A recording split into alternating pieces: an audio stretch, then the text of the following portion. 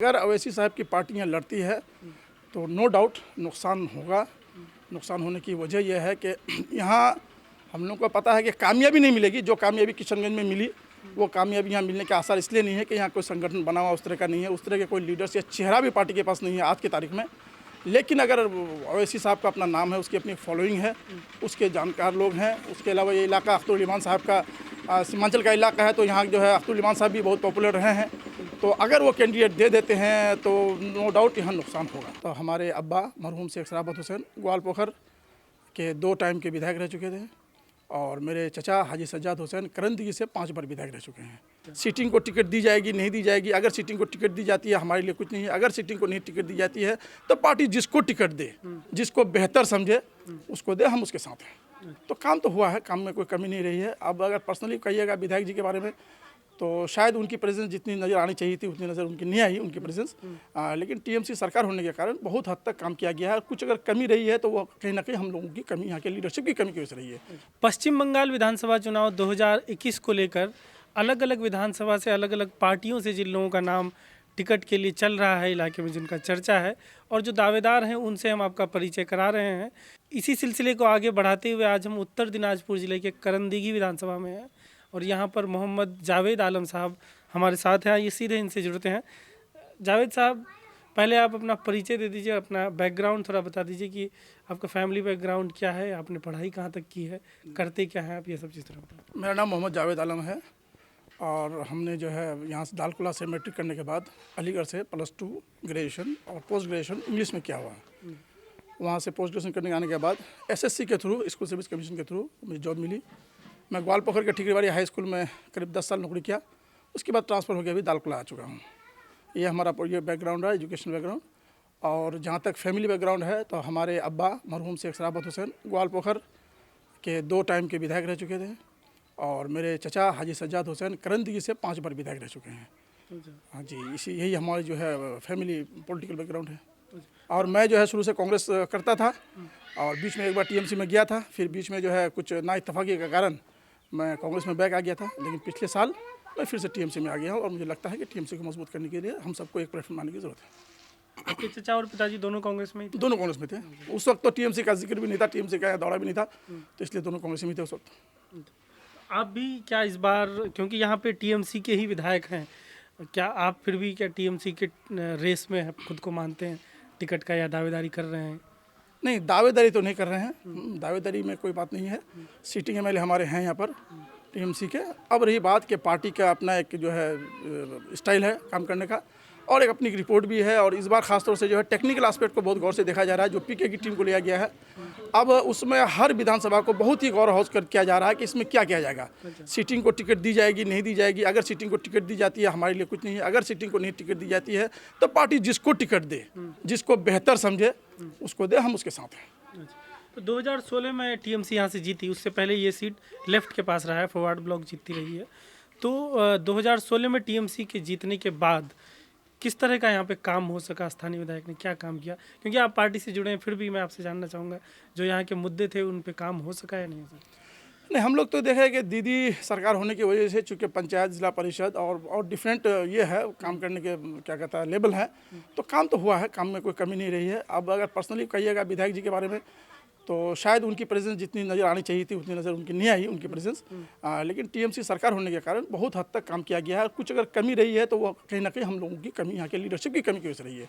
उसमें किसी का भी नाम गिनवा सकते हैं आप अगर आते हैं, चुनाव लड़ते हैं, तो आपकी नज़र में यहाँ के अहम मुद्दे क्या हैं जिन पर आप प्राथमिकता देके, जिन पे एक प्रायोरिटी के बेसिस पे आप जिन मुद्दों को उठाएंगे और जो काम करना चाहेंगे? यहाँ अभी भी जो है ना हॉस्पिटल जो है, हॉस्पिटल में यहाँ और ध्यान देने की ज़रूरत है।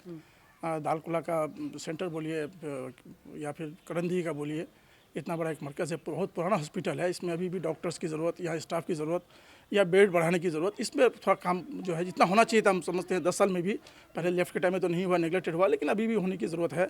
और कुछ जो है हमारे करंदी विधानसभा में रास्तों की हालत भी कुछ बहुत ख़राब है, बहुत दिगरगुं है। इसमें कुछ ज़्यादा तवज्जो देने की ज़रूरत है, क्योंकि अभी मामला क्या है ना कि जो जितना खींच के ला जाए लेके आए उतना ही है। तो यहाँ के लीडर्स को भी चाहिए कि डेवलपमेंट पर थोड़ा गौर किया जाए। इसमें ये दो सेक्टर जो है बहुत ज़्यादा ज़रूरत है। उसके अलावा कुछ और कॉलेज वगैरह हों, स्कूल वगैरह हों, इसका अगर कुछ किया जाए, मॉडल मदरसा हो, मॉडल स्कूल हो, इस सब अगर किया जाए तो बहुत बेहतर होता है के लिए। उसके अलावा नवोदय में अभी तक जो है काम हम लोग का अटका पड़ा है। नवोदय यहाँ है चल रहा है मेक शिफ्ट, इसमें इसको अगर बिल्डिंग हो जाए इसकी अच्छी से और काम शुरू हो जाए तो ये दालकुला के लिए, करंदी के लिए बहुत बड़ा अचीवमेंट होगा हम लोग के लिए। उसके अलावा बाईपास मेक शिफ्ट पे ही चल रहा है। हाँ मेक शिफ्ट ही चल रहा है, अभी तक काम शुरू नहीं हुआ, पिछले 10 साल से ऐसे ही चल रहा है, तो उस पर गौर करने की जरूरत है यहाँ के लीडर्स को। उसके अलावा दालकुला बाईपास भी आप देख ही रहे हैं कि पिछले 15-20 साल से उसी झूला पड़ा है, इसको भी देखने की जरूरत है। तमाम लोगों को मिलकर जो है इसको हल करने से पूरा नॉर्थ बंगाल का मामला हल हो जाएगा। तो ये कई सारे मसले हैं यहाँ पर जिसको देखने की ज़रूरत है सबको मिलके, किसी ना किसी को, एक आदमी को आगे बढ़ के सबको लेके देखना पड़ेगा। जी ये तो है मसाइल। बाईपास का बात आप कह रहे थे, तो बाईपास का मामला क्यों अटका हुआ, कुछ अंदाजा? बाईपास का जहाँ तक अभी खबर है कि जो रेलवे में वो होना है, ब्रिज होना है, बाकी रोड का काम तो ऑलमोस्ट हो ही चुका है, तो उसके लिए अटका हुआ। कोई बता रहा है कि पिलर की हाइट कम है, पिलर और बढ़ाना है, कोई कहता है कि और बाहर से क्रेन आएगा, मतलब डिफरेंट जगह से डिफरेंट बातें आ रही हैं। उसके अलावा सर्विस रोड होने की बात थी, कॉलेज इतना बड़ा कॉलेज, यहाँ 4-5 हज़ार स्टूडेंट हैं, सर्विस रोड का काम अभी तक शुरू नहीं हुआ। क्यों नहीं हुआ? डिफरेंट जगह जो है मेमोरेंडम दिया गया है। आपका दीपादास मुंशी से लेके मोहम्मद सलीम से लेके टीएमसी के जितने लीडर्स थे, गुलाम रब्बानी साहब से लेके तमाम लोगों को बोला गया है, अभी तक सर्विस रोड का काम शुरू नहीं हुआ। तो इस कौन देखेगा? इतना बड़ा कॉलेज, 4-5 हज़ार स्टूडेंट है, इधर आपका रायगंज के पास से लेके इधर कानकी तक के स्टूडेंट यहाँ आते हैं, ग्वालपकर से आते हैं, तो उनको आने जाने में दुश्वारी होती है। बाइक अगर सर्विस रोड हो जाए तो अच्छा रहेगा। इसके लिए तो किसी न किसी की जरूरत पड़ेगी हम लोगों को। अब ट्रेडिशनली सीट पे अगर देखा जाए तो फॉरवर्ड ब्लॉक और अभी रिसेंटली टीएमसी के बीच मुकाबला हुआ। पहले भी यहाँ पे बीजेपी का ज़्यादा कुछ रहा नहीं है, लेकिन अब बीजेपी उभरती हुई दिख रही है। आपको लग रहा है इस बार मुकाबला त्रिकोणीय हो सकता है? त्रिकोणीय तो नहीं होगा, यहाँ बायलेटरल ही होगा, या टीएमसी वर्सेस बीजेपी होगा। लेकिन बीजेपी यहाँ पर एक बहुत ही मजबूत स्थिति में आ चुकी है करंदी में। और जहाँ तक रिपोर्ट है कि आपके उत्तर दिनाजपुर में अगर देखा जाए 2-3 सीट का अगर बीजेपी अगर अपने आप को श्योर कर रही है तो उसमें एक करंदगी है, इसमें कोई शक नहीं। पिछले लोकसभा में 80,000 वोट लाई है, 80,000 वोट कोई मजाक बात नहीं है बीजेपी के लिए, तो वह है। अब दूसरी जगह इस सीट को जीतने के लिए अगर त्रिकोणीय में जाती है तो बीजेपी के लिए श्योर हो जाती है। इसको हमको बायलेटरल ही रखना होगा। बायलेटरल रखने के लिए ये पार्टी को डिसाइड करना होगा कि किस तर्ज पर चलें, किस कैंडिडेट को सेलेक्ट करें, क्या राह है, मतलब अख्तियार करें ये बायलेटरल है और टीएमसी को फिर से दोबारा मिले। तो फॉरवर्ड ब्लॉक कांग्रेस गठबंधन को आप रिश्ते बाहर मान रहे हैं? हाँ, इस करंदगी में इसलिए रिश्ते बाहर मानने हैं कि अगर टीएमसी ठीक डिसीजन ले लिया, कैंडिडेट ठीक दे दिया तो ये बाहर हो जाएगा। लेकिन ये डिपेंड करता है कैंडिडेचर पे। जो असदुद्दीन ओवैसी की पार्टी है AIMIM, वो बिहार में जो सीमांचल का इलाका है जो टच करता है आपके विधानसभा को भी, वहाँ पे उन लोगों ने कामयाबी हासिल किया और चर्चा है कि अब इन इलाकों में भी उत्तर दिनाजपुर, मालदा, मुर्शिदाबाद इलाकों में चुनाव लड़ सकती है। तो इससे आपको कोई खतरा नज़र आ रहा है कि टीएमसी को उससे नुकसान हो सकता है? हाँ, अगर ओवैसी साहब की पार्टियाँ लड़ती है तो नो डाउट नुकसान होगा। नुकसान होने की वजह यह है कि यहाँ हम लोग को पता है कि कामयाबी नहीं मिलेगी। जो कामयाबी किशनगंज में मिली वो कामयाबी यहाँ मिलने के आसार इसलिए नहीं है कि यहाँ कोई संगठन बना हुआ उस तरह का नहीं है, उस तरह के कोई लीडर्स या चेहरा भी पार्टी के पास नहीं है आज की तारीख में।